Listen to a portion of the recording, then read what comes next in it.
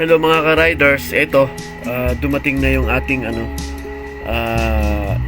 air filter gasket bushing para kay NMAX Vito natin. So mamaya i-install natin yan. Papakita ko sa inyo kung papaano. Ayan siya.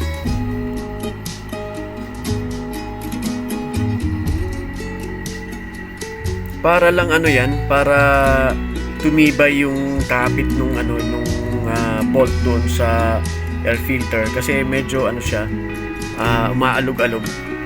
Kaya pagka inilagay natin to, malaman mamaya kung hindi na siya ganun kaalog tingnan.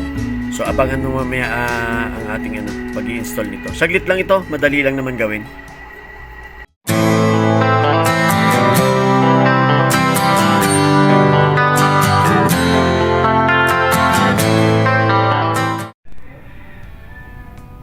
Ito yung airbox ng NMAX. Ayan, tingnan nyo.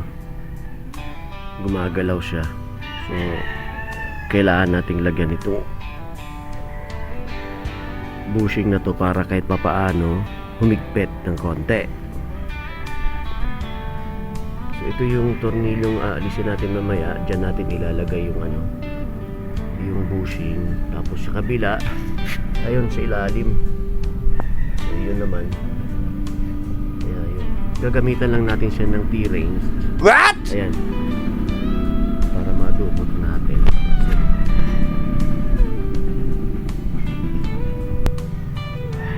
Bubuksan lang natin.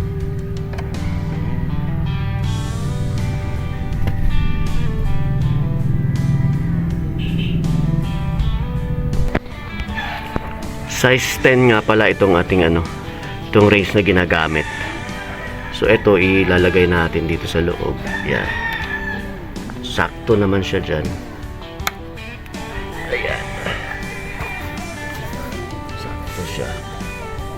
Babalik lang natin.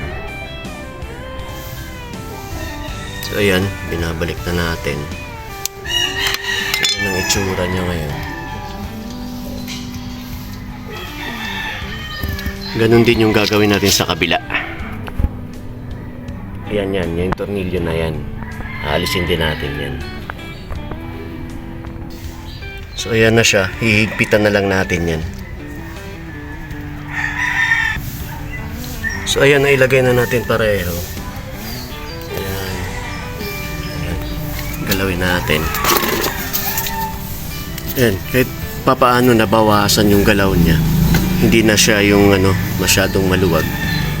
Pwede din ito mga ka-rider sa sa Aerox. Ayan, matibay na siya. So yan, hanggang dyan lang po. Sasabay na rin pala mo natin yung ating pag-change on. Ayan, so matibay na siya. So yan lang po, thank you.